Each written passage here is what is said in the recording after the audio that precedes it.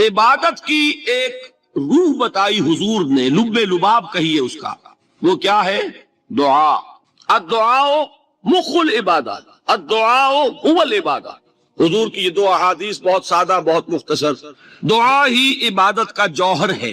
مخ کہتے ہیں ہڈی کے اندر جو گودا ہوتا ہے وہ مخ ہے۔ گودا جو ہے عبادت کا وہ کیا ہے؟ دعا۔ توحید فی الدعا کیا ہے؟ صرف اللہ کو پکارا جائے، اور شرک فی الدعا، جس کو بھی پکاریں گے آپ مدد کے لیے اس کو آپ نے معبود بنایا ہے۔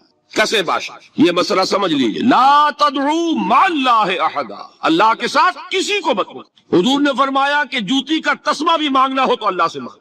اللہ نے تو دروازہ کھولا ہوا ہے، جو چاہو مانگو، کسی اور سے مت مانگو۔ دیکھیے ایک علمی مسئلے اور ہوتے ہیں، یہ جو روحانیات کا معاملہ ہے، عالم ارواح میں کیا صورت ہے، ارواح صرف کہیں اللہ کے پاس کسی کولڈ سٹوریج میں ہے یا اس کا اس دنیا سے بھی کوئی تعلق ہے، یہ علمی مسائل ہے۔ فرض کیجئے اس وقت کوئی ارواح یہاں موجود ہو، فرض کیجئے، میں اس کا انکار نہیں کروں گا، ہو سکتا ہے کہ ہو سکتا ہے کوئی روحانیت والا شخص بتا بھی دے کہ ہاں فلاں کی روح موجود ہے، ہوگی بھائی، اسے نظر آتی ہوگی، ٹھیک ہے۔ یہ بھی ہو سکتا ہے کہ کوئی شیطان جن ہو اور وہ دھوکہ دے رہا ہو کہ میں فلاں کی روح ہوں، ہو سکتا ہے کہ نہیں؟ لیکن یہ بھی ہو سکتا ہے، وہ بھی ہو سکتا ہے، مجھے اس سے بحث نہیں۔ مجھے جس سے بحث ہے وہ یہ ہے کہ مجھے پکارنے کی اجازت نہیں ہے۔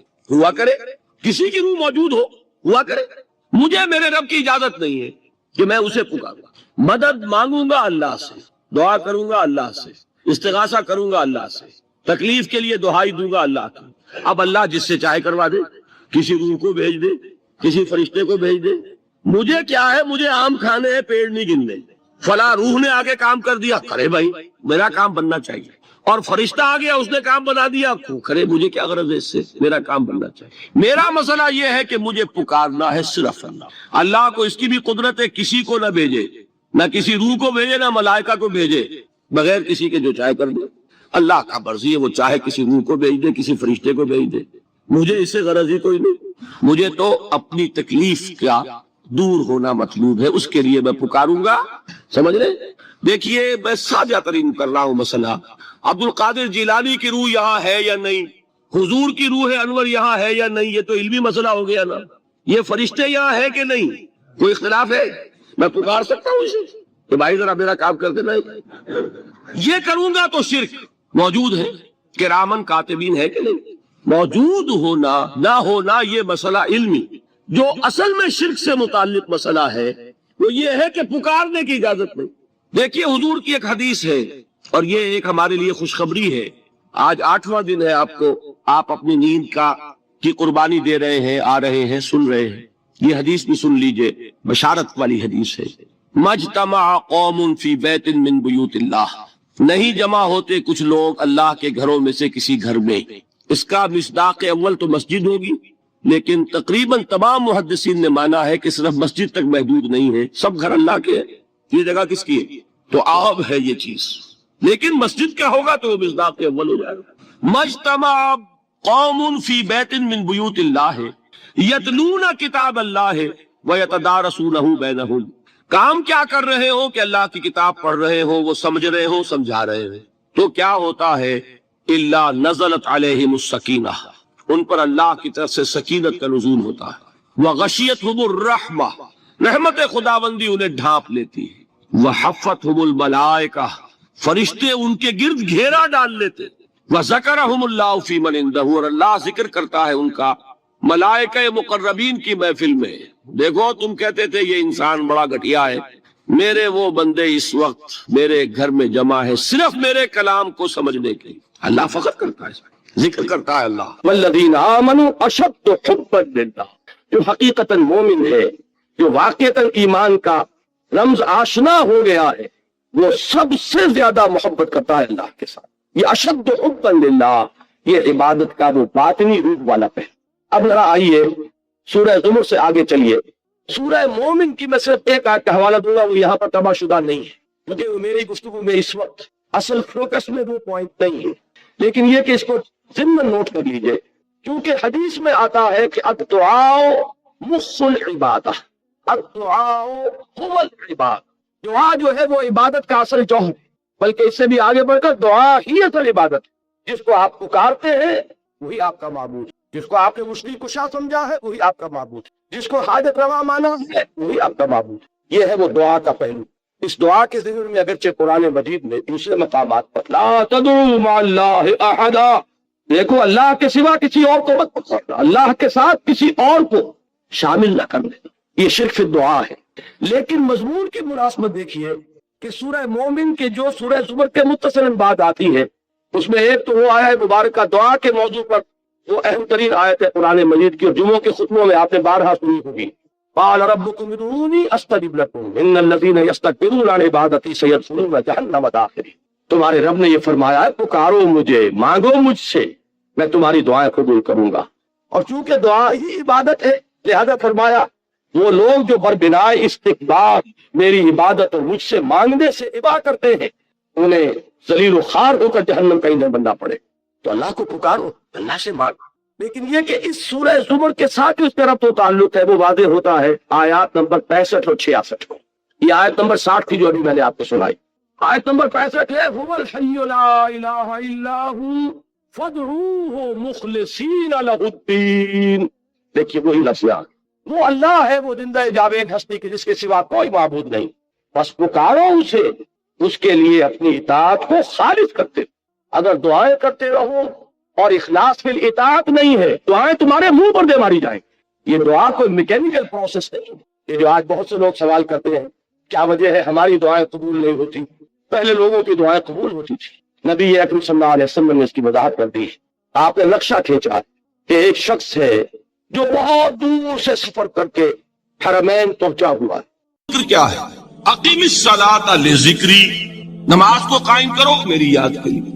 یہ ذریعہ ذکر میں وہ تو ہے ہی مجسم ذکر، اور یہ ذریعہ ذکر میں سب سے اہم ہے۔ یہ عملی ذکر بھی ہو رہا ہے اور قولی بھی ہو رہا ہے۔ سورہ فاتحہ پڑھی آپ نے، قرآن شریف کی کچھ آیات پڑھی، پھر رکوع کیا۔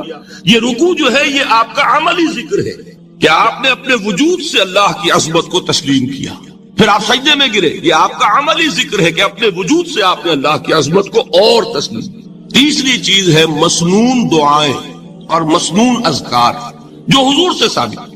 ہمارے ہاں کیا ہو گیا، مجھے فلاں بزرگ نے یہ چیز بتائی ہے، وہ تو پڑھتے چلے جا رہے ہیں، نہ قرآن سے دلچسپی نہ اذکار مسنونہ سے دلچسپی، ادعیہ معصورہ۔ آپ غور کریں گے کہ زندگی کے ہر عمل کے لیے حضور کی دعا موجود ہے۔ صبح اٹھے دعا ہے، آنکھ کھلتے بیت الخلاء میں داخل ہونے لگے دعا ہے، نکلے دعا ہے، وضو کرنے بیٹھے دعا ہے، فارغ ہوئے دعا ہے، مسجد کے لیے گھر سے نکلے دعا ہے، مسجد میں داخل ہوئے دعا ہے، مسجد میں تو ہے ہی ذکر، نماز ہے، تلاوت ہے، باہر نکلے دعا ہے، گھر میں داخل ہونے لگے پھر دعا ہے، سواری پر سوار ہو رہے ہیں دعا ہے، اتر رہے ہیں دعا ہے، شیشہ دیکھ رہے ہیں دعا ہے، کپڑے پہن رہے ہیں دعا۔ زندگی کا کوئی عمل نہیں یہاں تک کہ جو تعلق زن و شو ہے، جس کو کہ خالص حیوانی بات سمجھا جائے گا، اس کے لیے بھی دعا ہے۔ غفلت میں وہ کام بھی نہیں کرتا، سمجھ رہے ہیں آپ؟ اب آپ غور کیجئے، اس میں کوئی اضافی وقت نہیں لگا، کوئی اضافی پوسچر اختیار نہیں کیا، آپ نے یوں بیٹھو، اس طرح بیٹھو، یوں کرو، کوئی آپ کا وقت اضافی نہیں لگا، جو کام کر رہے ہیں اور آپ اللہ کو یاد کر رہے ہیں، اور وہ اللہ کی یاد اس کام کی مناسبت سے۔ ان ادعیہ معصورہ سے دو تعلق جڑ گئے انسان کے۔ دعا کس سے کر رہے ہیں؟ اللہ سے، جڑا کہ نہیں؟ اور یہ الفاظ کس کے ہیں؟ محمد رسول اللہ کے۔ تو آپ کے دو تعلق جڑ گئے۔ آپ اپنی جی سے گھڑ کر دعا مانگیں گے تو پہلا تعلق ہو جائے گا، دوسرا نہیں ہوگا۔ بہتر سے بہتر دعا مانگ لیں آپ، لیکن حضور سے جو معصور اور مسنون الفاظ جب آپ زبان سے نکالتے ہیں تو آپ کا تعلق اللہ سے بھی ہوا بذریعہ دعا، اور وہ الفاظ چونکہ حضور کے ہیں صلی اللہ علیہ وسلم تو حضور کے ساتھ ہوا۔ یہ تیسرا درجہ ہے۔ چوتھے درجے میں مانتا ہوں کہ ایک ہوتی ہے خاص کسی شخص کے امراض کی تشخیص کرنے کے بعد تجویز۔ کوئی اگر طبیب ہے، ماہر طبیب روحانی، وہ آپ کو دیکھے گا تو اندازہ لگائے گا کہ آپ میں کیا کمی ہے، اس کے مطابق آپ کو ذکر بتائے گا۔ بھئی فلاں آیت کا مراقبہ کیا کرو۔ کسی میں بزدلی ہوتی ہے، کسی میں مال کی محبت زیادہ ہوتی ہے، کسی میں توکل کی کمی ہے، کسی میں شہرت کی خواہش ہے، نمایاں ہونے کا جذبہ ہے، کسی میں تکبر ہے۔ سب کا ایک سا برس تو نہیں ہوتا نا۔ تو یہ در حقیقت اندھے کی لاٹھی سے نہیں چلنے والی بات، یہ تو ماہر کا کام ہے کہ وہ تجویز کرے کہ تمہارے لیے خاص طور پر ذکر۔ در حقیقت ہمارے جو یہ سلسلے تھے سلوک کے، بڑے ماہر ہوتے تھے یہ لوگ، بڑے ماہر اطباء تھے. یہ جو علم نفسیات ہے اس کے ہمارے صوفیاء سے بڑھ کر کبھی کوئی عالم گزرا ہی نہیں دنیا میں. فرائیڈ کیا ہے اور ایڈلر کیا ہے اور یونگ کیا ہے، بچے ہیں. ہمارے صوفیاء کرام نے جس طرح انسان کی نفسیات کو سمجھا اور وہ ان کی مناسبت سے تجویز کرتے تھے. لیکن اس کو رکھا جائے گا چوتھے نمبر پر. جیسے مولانا احمد علی صاحب فرمایا کرتے تھے بھائی اس آیت کا مراقبہ کیا کرو. مراقبے کیا مانی؟ اب ان الفاظ کو بھی ہم نے خام خواہ کچھ خاص ایک شکل دے دی. مراقبہ کیا؟ توجہ کرنا، دھیان کرنا، خاص اس آیت کے اوپر، اس کے معانی پر اپنے ذہن کو جمانا. وہ کیوں ہے؟ تاکہ آپ کے اندر جو کمی ہے اس کی تلافی اس سے ہے. لیکن یہ کہاں آئے گا؟ چوتھے نمبر. سمجھ گئے؟ تو نفاق سے بچنے کا ذریعہ پریونشن کیا ہے نفاق سے؟ دوام ذکر. نہ تمہیں تمہاری اولاد، نہ تمہارے اموال، نہ تمہاری تجارت، نہ کاروبار اللہ کے ذکر سے غافل نہ کر سکے. پنجابی میں کہتے ہیں کہ ہتھ کارول اور دل یاد پر. کام کر رہے ہیں آپ لیکن یہ کہ دل اللہ کے ساتھ لگا ہوا، زبان تر ہے اللہ کی یاد سے. جو قرآن یاد ہے، گاڑی میں آپ بیٹھے جا رہے ہیں، 2 گھنٹے آپ کو کار میں لگانے ہیں، قرآن شریف پڑھتے جائیے. اس سے بڑا ذکر ہی کوئی نہیں. یہ ہے پریونشن. اب اگر مرض ہو جائے تو کیا؟ اس کے لیے 2 چیزیں ضروری ہیں. ایک دیکھیے عجیب ہے، یہ نفاق کا علاج انفاق سے. صرف ایک الف لگانا. انفاق کے معنی اور یہ بنا ہے کس سے؟ نفقت الدراہم، پیسے ختم ہو گئے، مک گئے. یا نفق الفرس، گھوڑا مر گیا. تو مال کو کھپانا، لگانا اللہ کی راہ میں. اگر دل میں نفاق کی کوئی آلائش آئی ہے تو اس کا ازالہ ہوگا انفاق فی سبیل اللہ سے.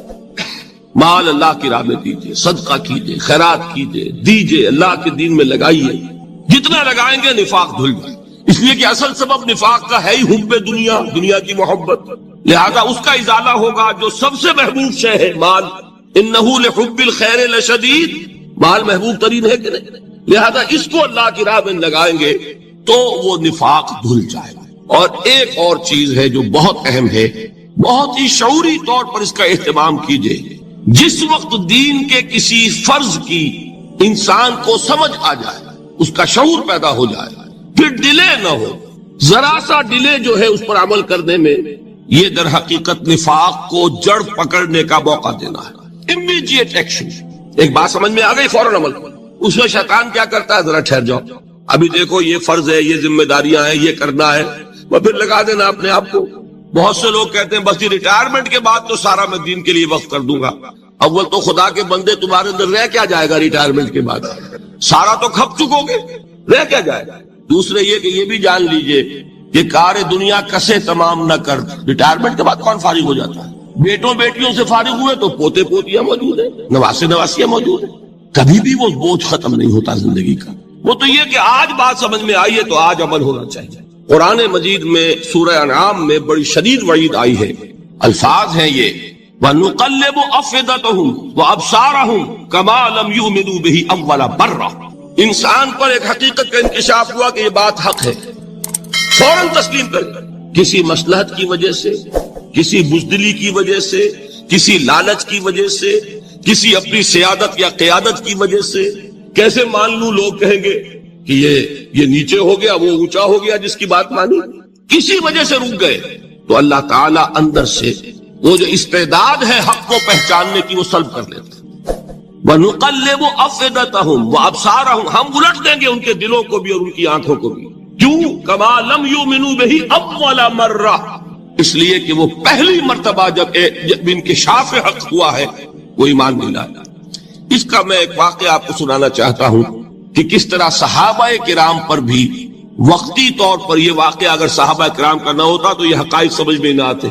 غزوہ تبوک کے موقع پر یہ میں جملہ انکمپلیٹ رہ گیا، ضعف ایمان کا حملہ ہو جاتا تھا، نفاق کا نہیں معاذ اللہ. لیکن ضعف ایمانی کی اگلی منزل شروع ہو جاتی ہے نا نفاق. یہاں جھوٹ بولنا شروع کیا نفاق، جھوٹی قسمیں کھانی شروع کی سیکنڈ سٹیج، اور جہاں مومنین صادقین سے بغض اور عداوت پیدا ہو گیا وہ تھرڈ سٹیج. تو وہ ضعف ایمان کا کیسے ہوتا ہے یہ حضرت کعب ابن مالک نے بڑی تفصیل سے بیان کیا ہے. غزوہ تبوک کے موقع پر جہاں منافقین نے آ کر جھوٹے بہانے بنائے، جھوٹی قسمیں کھائیں اور حضور سے ایگزمپشن لے لی، چھٹی لے لی، رخصت لے لی، وہاں 3 ایسے صحابہ بھی تھے جو مومن صادق تھے، لیکن وقتی طور پر شیطان نے انہیں ورغلایا۔ کیسے ورغلایا وہ سمجھ لیجیے۔ کعب ابن مالک نے تفصیل سے بیان کیا ہے، اور میرے نزدیک یہ جہاں تک میرا مطالعہ ہے طویل ترین حدیث ہے، بخاری اور مسلم میں بھی موجود ہے۔ حضور جب واپس آئے ہیں اور اب آپ نے ایک ایک کو بلایا، جن لوگوں نے تو پہلے جھوٹی قسمیں کھا لی تھی ان کو تو بلانے کی ضرورت نہیں تھی، لیکن کچھ لوگ ایسے بھی تھے کہ جنہوں نے ایگزمپشن بھی نہیں لی تھی اور گئے بھی نہیں تھے۔ اب ان کو آپ نے ایک ایک کر کے پیشی ہوئی، آپ کیوں نہیں گئے تھے؟ تو اب جو منافقین تھے ان میں سے انہوں نے اس موقع پہ جھوٹی قسمیں کھا لی۔ خدا کی قسم حضور ہم تو بالکل تیار تھے، پوری میں نے تیاری بھی کر لی تھی، پورا ارادہ تھا، یہ وقتی طور پر یہ مصیبت مجھ پر آ پڑی۔ جس نے قسم کھائی انہوں نے کہا اچھا ٹھیک ہے جائیے۔ کعب ابن مالک کی باری آئی تو ان کے الفاظ اپنے یہ کہ جب میں پیش ہوا تو حضور کے چہرے مبارک پر ایک غصے والی مسکراہٹ تھی، زہر خلق کہتے، ایک مسکراہٹ ہے لیکن غصے کے ساتھ، غضبناک۔ آپ فرمائیے آپ کیوں نہیں گئے؟ حضرت کعب یہ فرماتے ہیں کہ میں نے عرض کیا کہ حضور زبان میرے پاس بھی ہے، جھوٹ میں بھی بول سکتا ہوں، لیکن جھوٹ بول کر میں اس وقت آپ کی ناراضگی سے تو بچ جاؤں گا لیکن اللہ کے پکڑ سے نہیں بچ سکوں گا۔ میں اعتراف کرتا ہوں کہ جتنا صحت مند میں اس زمانے میں تھا کبھی نہیں تھا، جتنا فارغ البال اس وقت تھا کہ میرے پاس ساز و سامان موجود تھا راستے کے لیے، اتنا میں کبھی نہیں تھا۔ لیکن ہوا کیا؟ ہوا یہ کہ مجھے میرے نفس نے، شیطان نے پٹی پڑھائی۔ وہ پٹی کیا پڑھائی کہ حضور تو 30,000 کے لشکر کے ساتھ چلیں گے تو لشکر تو سلولی موو کرے گا نا، تمہارے پاس بڑی تکڑی، بڑی توانا صحت مند اونٹنی ہے، تم ذرا 2 دن بعد چلنا تیزی کے ساتھ اور حضور سے مل جانا، بس یہ تاخیر کاربار۔ تو انہیں خیال آیا کہ ابھی 2 دن گھر کی ٹھنڈی چھاؤں ہے، میں یہاں پہ جو آرام ہے وہ کر لوں۔ مجھے جگر کا شعر یاد آیا ہے کہ تپتی راہیں مجھ کو پکاریں، دامن پکڑے چھاؤں گھنیری۔ ایک طرف فرض کی پکار ہے، اس میں تو ظاہر بات ہے کہ وہ تپتی راہیں ہیں، لا تنفروا فی الحر سنا چکا ہوا ہے۔ یہاں گھر میں نخلستان میں کھجوروں کی چھاؤں میں اہل و عیال میں یہ ٹھنڈی چھاؤں جو ہے یہ پکڑ رہی ہے، بھائی 2 دن ٹھہر کے چلے جانا، ٹھیک ہے، کوئی نیت میں خرابی نہیں ہے۔ اس کے بعد پھر جب ابھی 2 دن اور ٹھہر جاؤ، یہ تو بڑا لمبا سفر ہے، ذرا تیز اور دوڑ لینا۔ تو فرماتے ہیں کہ حضور میں اسی طریقے سے تاخیر و تعویق میں پڑا رہا، یہاں تک کہ ایک روز اچانک مجھ پر یہ چیز منکشف ہوئی کہ تو میں چاہے کتنا بھی تیز چل لوں میں آپ سے نہیں مل سکتا، میرے اعصاب ڈھیلے ہو، اس طرح میں محروم رہا۔ حضور نے بائیکاٹ کا حکم دیا صحابہ کو، 3 صحابہ تھے ایسے، 2 اور تھے جنہوں نے اسی طریقے سے اعتراف کیا۔ حضور نے حکم دے دیا کوئی ان سے گفتگو نہ کرے، سوشل بائیکاٹ، بڑی سخت سزا تھی جو دی گئی ہے، اس کی بڑی تفاصیل ہے، اللہ تعالیٰ شوق دے تو وہ حدیث پوری پڑھیے، میں نے تو 2 جمعوں میں ایک مرتبہ صرف اس ایک حدیث کو بیان کیا تھا، شاید کہیں کیسٹس ہو میرے ہاں، ہمارے نمبر کوئی مجھے یاد نہیں ہے، لیکن یہ بڑی عجیب حدیث ہے۔ لیکن اس میں جو اصل سبق ہے وہ کیا ہے؟ اس طریقے سے شیطان لے تو لال، تاخیر، تعویق، ابھی کیا جلدی ہے، ذرا اس کام سے فارغ ہو لو، ذرا پھر تلافی کر لینا، ذرا زیادہ زور سے کام کر لینا، یہ وہ چیز ہے کہ جو وہ تو خیر صحابی تھے بچ گئے، اگر وہاں جھوٹی قسم بھی کھا دیتے تو گئے تھے۔ یہ تو اتنا ہی ہے نا، مردی و نامردی قدم فاصلہ دارت، اس میں تو یہی ہے کہ ذرا ایک جھوٹی قسم کھا دیتے، جھوٹی بہانہ بنا دیتے تو اب ضعف ایمان نہ رہتا، وہ نفاق کی سند شروع ہو جاتی۔ وہ اللہ تعالیٰ نے ان کو بچایا، لیکن یہ کہ ہم کیسے بچیں گے اگر ہم نے یہ روش اختیار کی؟ لہذا 3 کام، دوام ذکر نمبر 1، اس کی میں شرح کر چکا ہوں، 4 اذکار یاد کر لیجئے گا ان کو، ورنہ کیا فائدہ۔ نمبر 2 انفاق فی سبیل اللہ، نفاق کا علاج انفاق۔ نمبر 3 یہ عادت اپنے اندر پیدا کیجئے شعوری طور پر کہ جب ایک حقیقت واضح ہو جائے فوراً اعتراف، یہاں بھائی بات ٹھیک ہے آپ، جب ایک فرض کا احساس ہو جائے فوراً اس کی ادائیگی کے لیے آغاز۔ تاخیر و تعویق ہے کہ جس سے پھر نفاق کو موقع ملے۔ اللہ تعالیٰ مجھے اور آپ کو حقیقی ایمان عطا فرمائے اور نفاق سے بچائے رکھے۔ اب آئیے حقیقت و اقسام شرک۔ دیکھیے ہر شخص یہ جانتا ہے کہ اسلام دین توحید ہے، ایک لفظ میں اگر کہیں گے تو اسلام کا سب سے بڑا وصف، سب سے بڑی علامت توحید۔ وہ جو اقبال نے کہا کہ توحید کی امانت سینوں میں ہے ہمارے، آسان نہیں مٹانا نام و نشاں ہمارا، تو توحید ہے۔ توحید کی ضد ہے شرک، ٹھیک؟ اس سے میں ایک نتیجہ نکالتا ہوں، کوئی مسلمان جان بوجھ کر مشرک نہیں ہو سکتا، یہ میرا نتیجہ ہے. جان بوجھ کر مشرک نہیں ہو سکتا. وہ شرک میں مبتلا ہوگا تو نہ سمجھی میں ہوگا، نادانی میں ہوگا، وہ اسے شرک نہیں سمجھے گا. یہ ممکن نہیں ہے کہ کوئی مسلمان ہو، گیا سے گیا مسلمان، گزرا سے گزرا مسلمان، گھٹیا سے گھٹیا مسلمان، لیکن وہ شرک کو شرک سمجھتے ہوئے اس میں آلودہ ہوتا کیا سمجھ میں نہیں آتا کہ شرک. تو ضرورت بہت ہے کہ ہم یہ پہچانے کہ یہ شرک ہے کیا. دوسری بات یہ جان لیجئے، ہمارے دین میں ناقابل عفو جرم کون سا ہے؟ شرک. 2 مرتبہ بیان فرمایا گیا سورہ نساء میں صرف، ان اللہ لا یغفر ویشرک بہ ویغفر ما دون ذلک لمن یشاء. اللہ تعالیٰ اسے تو ہرگز نہیں بخشے گا کہ اس کے ساتھ شرک کیا جائے، ہاں اس سے کم تر جس کو چاہے گا معاف فرما دے گا. نوٹ کر لیجئے، اس کی بھی اندر بھی اوپن لائسنس نہیں ہے کہ بقیہ سارے گناہ لازماً معاف کر دے گا. یہ نہیں ہے. اس سے تو آپ میں جرت پیدا ہو جائے گی باقی سب کیے جاؤ. یہ نہیں، جس کو چاہے گا بخش دے گا، لیکن امید ضرور دلا دی کہ شرک سے کم تر کوئی گناہ ہو تو اس کی بخشش کی بغیر توبہ کے اللہ تعالیٰ نے امید دلائی. توبہ سے تو شرک بھی معاف ہو جائے گا. اس سے مراد کیا ہے؟ بغیر توبہ کے. اللہ تعالیٰ نے فرمایا کہ اور گناہوں کے بارے میں تو امید کی جا سکتی ہے لیکن شرک کے بارے میں ہرگز.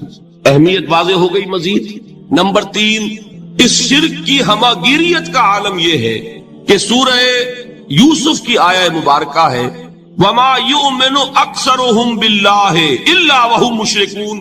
انسانوں کی اکثریت کا حال یہ ہے کہ وہ اللہ پر ایمان نہیں رکھتے مگر کسی نہ کسی قسم کے شرک کے ساتھ. یہ یونیورسلٹی ہے اس کی کہ اللہ کو بھی مان رہے ہیں لیکن کسی نوع کا شرک جو ہے وہ بھی لگا رکھا. وما یؤمن اکثرهم باللہ، انسانوں کی اکثریت کا حال یہ ہے کہ وہ ایمان نہیں رکھتے اللہ پر الا وهم مشرکون، مگر یہ کہ کوئی نہ کوئی شرک بھی کرتے ہیں. چوتھی بات یہ سمجھیے کہ شرک ہر دور میں بھیس بدل کر آتا ہے. یہ ضروری نہیں ہے کہ شرک کی جو قسمیں آج سے 200 برس پہلے تھی صرف وہی آج بھی رہے. ہو سکتا ہے کہ بالکل نئی شکلیں اس شرک نے اختیار کر. اس سے کیا نتیجہ نکلا کہ اگر اجتہادی بصیرت نہیں ہوگی تو ہو سکتا ہے کہ ایک شخص جو ہمارے سابق علماء نے لکھ دیا کہ یہ چیز شرک، یہ چیز شرک، یہ چیز شرک، یہ چیز شرک، آج سے 500 برس پہلے کا انسان بڑے سے بڑا عالم دین اپنے زمانے کے شرک کو پہچان کر تو لکھ سکتا ہے. اس سے تو آپ بچ رہے ہیں. امام ابن تیمیہ نے اس کو شرک قرار دیا، اس کو شرک قرار دیا، اس کو شرک قرار دیا. کوئی شخص ہے جو اس سے تو بچ گیا. امام صاحب کی دی ہوئی بصیرت سے اس نے ان جو اقسام ہے شرک کی ان کو پہچان لیا. لیکن یہ عین ممکن ہے کہ آج کے شرک کو وہ نہ پہچان رہا ہو، اپنی جگہ وہ سمجھ رہا ہو اپنے آپ کو بہت بڑا موحد، جبکہ اس دور کا جو شرک ہے اس میں ملوث ہے. اس کو میں نے کہا ہے کہ اس شرک کے بارے میں بڑی اجتہادی بصیرت کی ضرورت ہے. فارسی کا ایک شعر ہے، بڑا پیارا شعر ہے، بہر رنگے کے خواہی جامہ می پوش من انداز قدت رامی شناسا. اپنے محبوب سے کہہ رہا ہے شاعر کہ تم جس طرح کا چاہو لبادہ اوڑھ لو، میں تمہیں تمہارے قد سے پہچان لوں گا. کتنا ہی چھپا لو اپنے آپ کو، کیسے ہی لباس بدل لو. بہر رنگے کے خواہی جامہ می پوش من انداز قدت رامی شناسا، میں تمہارے قد سے تمہیں پہچان. یہ اگر بصیرت نہ ہو کہ شرک کو اس کے قد سے پہچان سکیں آپ، اس کے لیے ضرورت ہے اصولوں کی. دیکھیے جس طرح الجبرا کے اصول ہوتے ہیں، فارمولا ہے، فارمولا ہاتھ میں آ گیا، مسئلے حل کرتے چلے جا رہے ہیں، آپ اپلائی کرنے کی دے رہے فارمولے کی. اگر آپ نے صرف گنتی کر کے کسی زمانے کے شرک وہ تو سمجھ لیے، لیکن وہ بصیرت باطنی حاصل نہیں ہوئی، اجتہادی بصیرت، وہ اصول ہاتھ میں نہیں آئے کہ جس سے آپ پہچان سکے، تو ہو سکتا ہے کہ اس دور کے شرک کو آپ نہ پہچان سکیں. اس کے لیے ضرورت ہے کہ اصل اصول ہاتھ میں آ جائیں تاکہ اصولوں کو اپلائی کریں. ایک بات مجھ سے اور سن لیجئے، میرا